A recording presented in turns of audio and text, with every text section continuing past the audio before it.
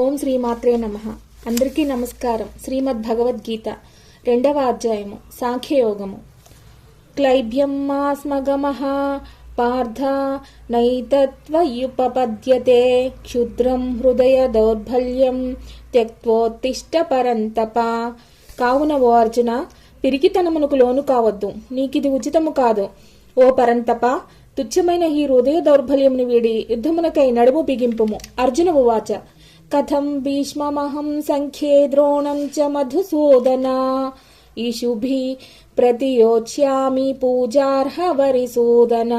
అర్జునుడు పలికెను, ఓ మధుసూదన, పూజ్యులైన భీష్మ పితామహుని ద్రోణాచార్యులను యుద్ధమున ఎదిరించి బాణములతో ఎట్లు పోరాడగలను?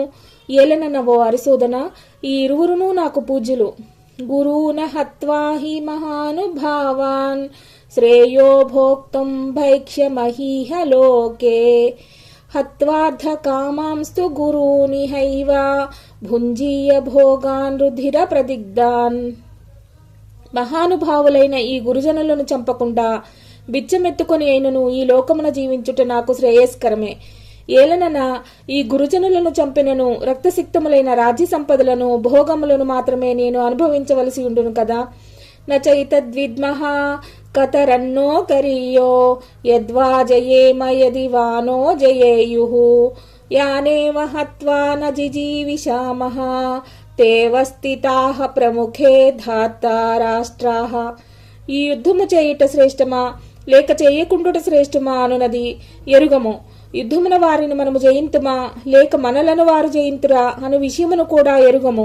మనకు ఆత్మీయులైన ధార్తారాష్ట్రులే ఇచట మనలను ఎదిరించి నిలిచి ఉన్నారు. వారిని చంపి జీవించుటకును మనము ఇష్టపడము. కార్పణ్య దోషోపహత స్వభావః పృచ్ఛామి త్వాం ధర్మ సమ్మూఢచేతాః యచ్ఛ్రేయః సాన్నిశ్చితం బ్రూహి తన్మే శిష్యస్తేహం సాధిమాం త్వాం ప్రపన్నం. కార్పణ్య దోషము నాకు లోనై నా స్వభావమునకు కోల్పోయి గిలగిల్లాడుచున్నాను. ధర్మాధర్మముల విచక్షణకు దూరమై నా కర్తవ్యమును నిర్ణయించుకొనలేకున్నాను. నాకు నిజముగా శ్రేయస్కరమైన దానిని తెలుపుము. నేను నీకు శిష్యుడును, శరణాగతుడును, ఉపదేశించుము. ఓం శ్రీమాత్రే నమః.